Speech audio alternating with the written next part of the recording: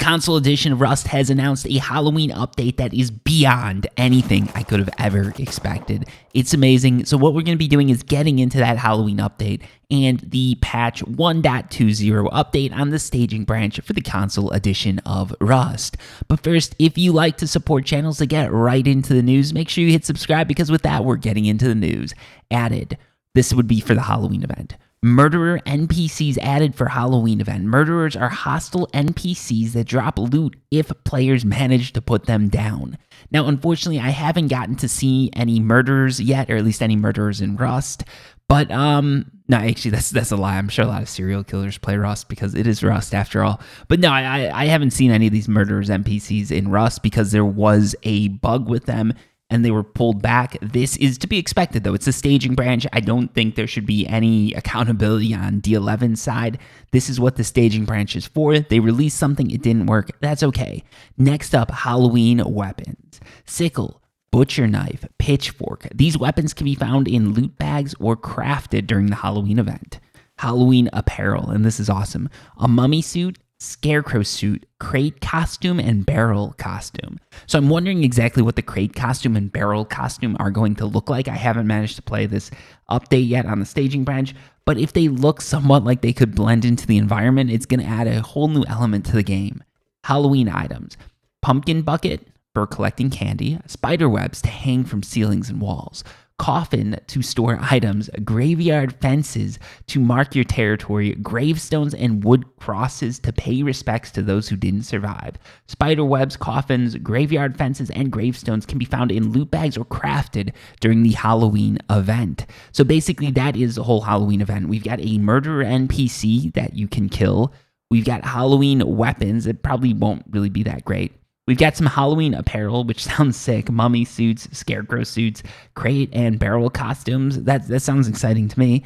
And then we've also got some Halloween items. This is going to be some really unique gameplay that we're going to be getting for most of October, it seems like. So yeah, I'm definitely psyched for this. This is what I was looking for in a holiday update, and this has me more than excited for what's going to be coming with Christmas. Now let's get into the rest of the bug fixes. So anyone who's interested in the Halloween event, this is where you can leave the video. Thank you for watching. Moving on, we've got gameplay. Fixed a bug that could prevent players from equipping items when swapping an item on the hotbar.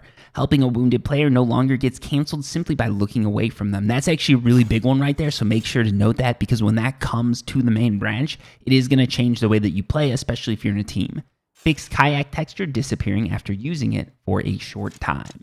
Monuments. Improved scientist AI at oil rig outpost and bandit camp monuments, junk piles, and further improvements to come. Partial fix for launch site exploit where players were getting under the map. Once confirmed, this will be added to the main branch. So this is probably going to be a hot patch, so look for this to come in the next week or two.